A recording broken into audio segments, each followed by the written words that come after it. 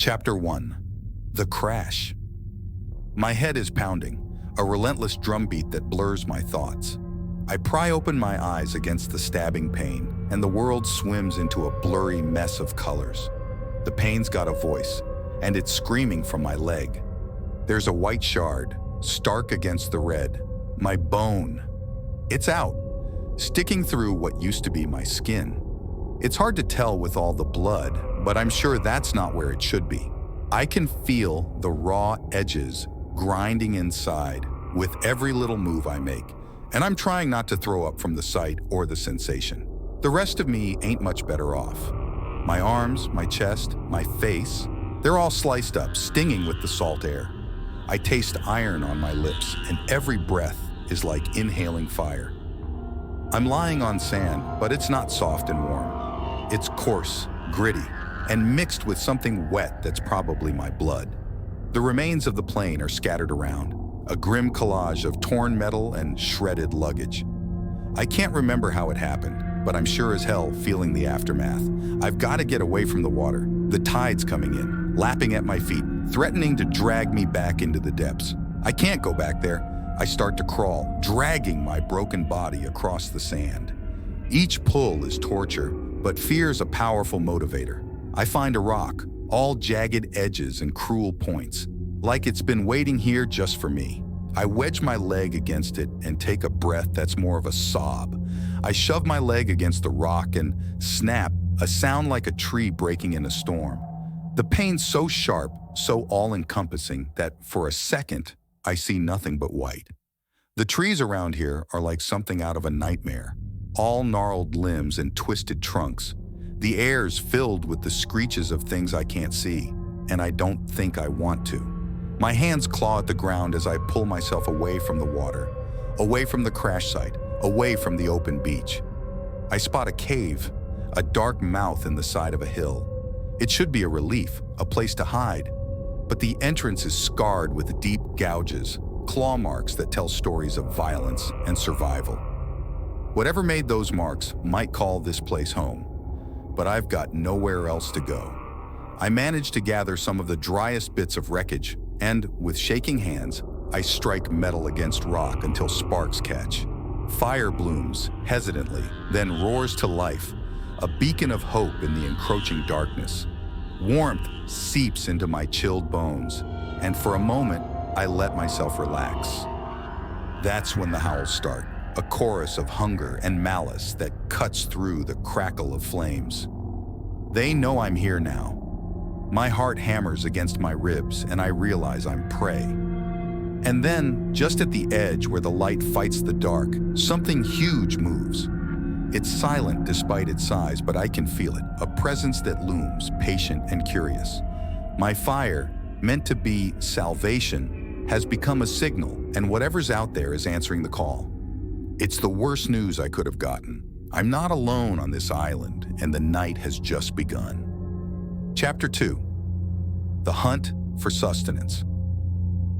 It feels like my skin is teeming with life, but not my own. My flesh, a grotesque feast for insects, is alive with the writhing of tiny bodies.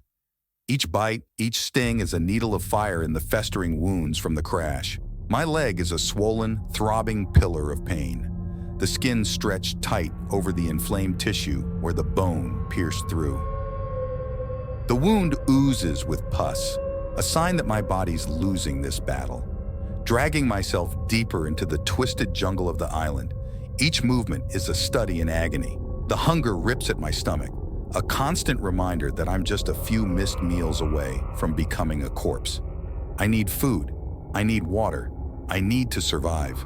The jungle is thick, but I push through, ignoring the screaming pain from my leg, the blood that coats my arms, and the fatigue that clouds my vision. The desperation claws at my insides, tearing through the fabric of my humanity. And then, like a twisted gift from the island, I find it. A scene of death that offers a chance at life. A carcass half devoured by time and the elements is being picked apart by a creature so vile and twisted it could only belong here in this hell. Its teeth are bared, ripping and tearing with a savage glee. I've stumbled upon the grotesque, and it's eating time. I have no weapon, not really, just a stick, sharp from the wreckage, but it's enough. Survival has no room for hesitation. I lunge, the stick finding its mark in the creature's side. It screeches, a sound that chills my blood, and then it's still. I'm covered in its lifeblood, a macabre baptism, but I don't care. I'm beyond disgust, beyond fear. I'm starving. The meat is tough, sinewy, but I don't cook it. I can't. I tear into it with teeth that feel like they've been sharpened by my desperation. The taste is revolting, a flavor that speaks of death and decay, but it's sustenance. I eat until I can't, until my stomach rebels at the horror it's being forced to accept. Water comes next. It has to. I can't survive on blood and flesh alone. In a clearing, hidden by the snarling underbrush, is a pond. The water is cloudy, tinged with the colors of something unholy. But I drink.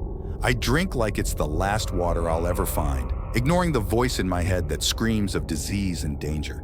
The water fights back, a vile poison that my body rejects.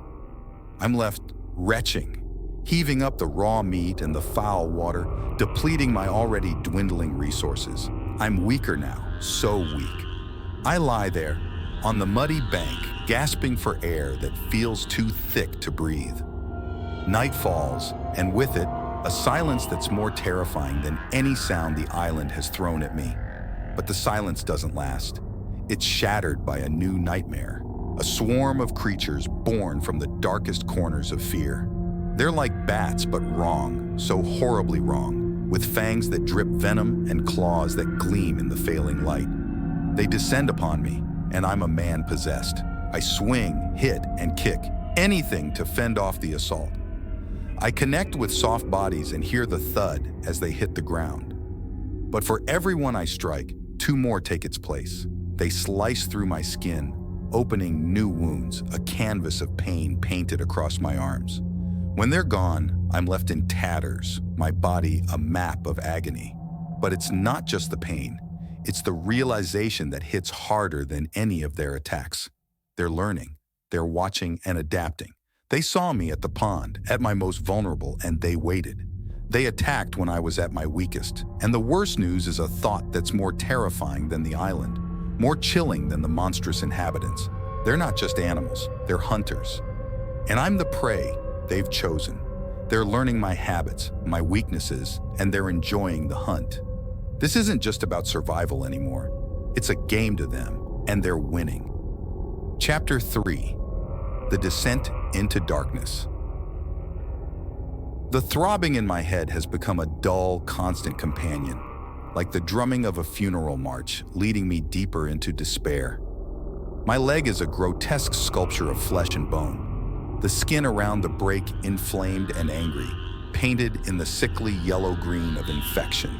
It's hot, so hot I imagine it glowing in the dark. I can't look at it without feeling a surge of nausea, without feeling the panic of my body's betrayal. The lacerations from those bat-like creatures burn as if their claws were dipped in poison. They've crisscrossed my arms with deep, weeping gashes, and now, as the fever mounts, they seem to pulse in time with the frenzied beat of my heart. My skin is slick with sweat, the salt of it stinging my open wounds. I need to escape, to find a place where the creatures can't reach me, where I can rest and maybe heal. There's a network of caves at the base of the cliff, a gaping maw of darkness that promises shelter. I drag myself towards it, every movement sending spikes of pain shooting through my body. The cool air that wafts from within speaks of hidden depths, of secrets cloaked in shadow. It's an invitation and a warning. The darkness inside is total, a blanket that smothers the light and seems to suck away the sounds of the outside world. It's disorienting, and for a moment, I'm paralyzed by the fear of what might lurk in this blackness. But the pain drives me forward, deeper into the bowels of the earth. Then I see them, a faint, eerie glow in the dark. The insects. Their bodies are alight with an unnatural luminescence, a beacon that draws my gaze and my steps. As I approach, I realize they're feasting. feasting on the foulness of my wounds. They're consuming the sickness, and a twisted part of my mind wonders if they might cleanse the infection or if they'll simply hasten my end. Hunger gnaws at the edges of my resolve, an insistent, clawing thing that can't be ignored. I reach out, plucking the glowing creatures from my skin, their light extinguished between my fingers. They taste like decay, but I chew them with a desperate intensity, the crunch of their bodies a symphony of survival in the silent cave. The deeper recesses of the cave hold the remnants of those who came before me, broken possessions, scraps of clothing, bones. These are the unlucky ones, the ones who didn't make it. I sift through the debris with a morbid curiosity, searching for anything that might aid me in this nightmare. Among the detritus, I find it. A knife, its edge dulled by time. But in my hands, it feels like salvation. With the knife comes a semblance of security, a feeling I haven't had since the crash. I talk to myself, a one-sided conversation to fill the oppressive silence. My voice sounds hollow in the cavern, bouncing off the walls, a reminder that I'm the only living human in this place. My words keep me company, a verbal lifeline that holds the insanity at bay. But the caves are a labyrinth, a maze that twists and turns back on itself. I wander, lost and half delirious, my voice the only sound in a tomb of silence. Time loses meaning in the eternal night, and I start to lose myself, my identity fragmenting with each echoing step. When I finally find my way back to the cave entrance, the light is a physical pain to my eyes. But it's not the light that stops me in my tracks. It's them, the monsters. They're waiting outside, their bodies blocking the way back to the world, to life. It's then that the realization hits me, sinking its teeth into what's left of my hope. The caves were never a safe haven. They were a cell. And the creatures, they're the jailers. The worst news settles in my stomach like a stone, heavy and immovable. I'm not just trapped on this island, I'm trapped within the earth, surrounded by the dead and hunted by the living. The caves are no longer a sanctuary, they're a tomb, and I'm the next resident. The darkness beckons me back into its depths, and I understand that I have no choice but to answer its call. Chapter 4: The Fire Within. Cracks have formed in my skin, deep and bleeding, like the parched earth of a long-forgotten wasteland. My lips are split, each breath I draw stings, and my tongue feels like sandpaper in my mouth. My eyes are bloodshot, the white streaked with red, a map of the sleepless nights and unending torment. Every blink is an effort, each movement a reminder of the moisture I've lost to this relentless island. I stumble upon a chamber, a quirk of nature's cruel sense of humor, with a vent spewing sulfurous fumes. The warmth is a toxic embrace, but it's warmth nonetheless, and I can't afford to turn it away. I'm shivering, the fever having left me, but in its wake, the cold has set in, an uninvited guest in my bones. The knowledge that lurks in the back of my mind surfaces, a dangerous idea, a gamble with the highest stakes. Sulfur can kill, but it can also give life to fire, to destruction. I can make explosives. Primitive, yes, but it's a chance. The raw materials are here, in the belly of the earth, and my desperation fuels my invention. I craft traps, my hands moving with a determination that feels foreign to my fevered brain. The traps are crude, but they're cunning and they're mine. I set them with care, a perverse sense of pride taking hold as I imagine the creatures falling prey to my ingenuity. But there's a moment, a fleeting second, when I see myself in the twisted, savage traps I've created. I've become one of them, a monster, cunning and deadly. It's a role I never wanted, but it's one I've embraced out of necessity. It's survival. And survival doesn't care about the person you were. It only cares about the person you're willing to become. The traps work. They work too well. The creatures come, drawn by the scent of a potential meal, a wounded animal, me. But they find death instead. The first explosion is a shockwave that rips through the night, a fiery declaration of war. I hear the creatures' screams, the agony in their cries, and something inside me exults. But the blood, So much blood, it coats the leaves, the ground, the air itself. The smell is overpowering, and it does more than mark my victory. It's a clarion call to the others, the ones I haven't seen, the ones that have been waiting. Their frenzy is palpable, a wave of madness and hunger that threatens to engulf me. Then comes the realization, the worst news that chills the very marrow in my bones. This island is their domain, their breeding ground. There aren't just a few, there are hundreds, maybe more. I've seen only a fraction of what this place hides in its dark heart, and my traps, my fire, my will to survive. It's all just a spark against the darkness of an inferno I can't control. The fear that grips me now is a living thing, a beast that sinks its teeth into my mind and doesn't let go. The monsters are coming, and the fire within me, the fire I thought was my salvation, may just be the beacon that leads them all to my door. Chapter 5. The Final Stand. I'm a shell, a husk of the man I used to be. My body's a tapestry of scars and burns, each mark a story of survival and loss. The sores on my flesh weep with pus, and the burns itch with a ferocity that gnaws at my sanity. I'm covered in my own blood, some fresh, some old and crusted over. I can barely recognize myself. What's left is a creature forged by the island's unforgiving hand. I find it by chance, the signal transmitter, in the tattered remnants of a backpack clutched by skeletal fingers. The dead man's eyes are hollow, staring into nothing, but in his grip, there's hope. A surge of adrenaline cuts through the fog of my despair.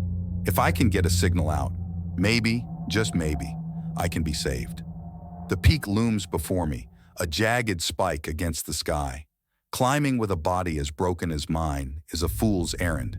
But what choice do I have? The monsters are relentless, their numbers uncountable. They nip at my heels, their breath hot on my back as I ascend. Every step is a new level of agony, but the pain is a reminder that I'm still alive.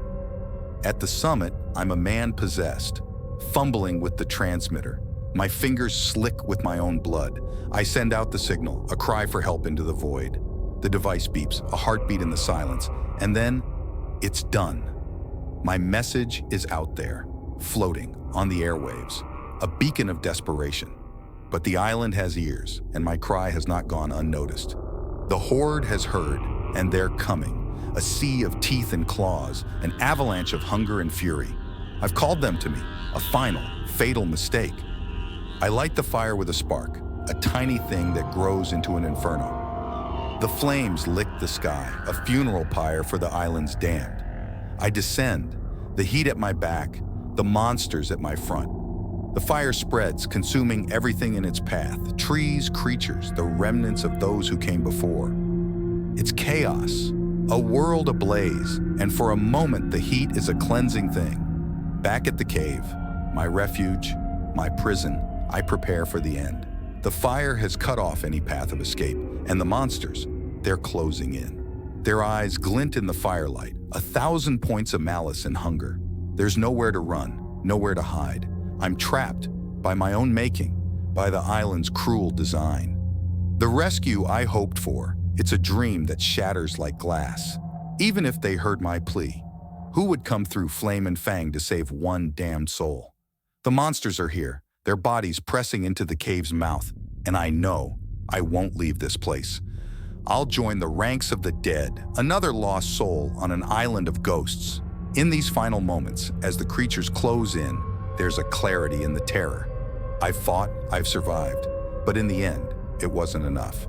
The island takes what it wants, and it wants everything. The monsters are the island's true children, and I was just a visitor, a trespasser in their world. The end comes with the whisper of scales on a stone, the soft patter of claws in the dark. My breath comes in ragged gasps, the heat unbearable, the sound of my heart deafening. And as they come, as the darkness swallows me whole, I understand. The island was never mine to conquer. It was always theirs, and I was simply the last to know.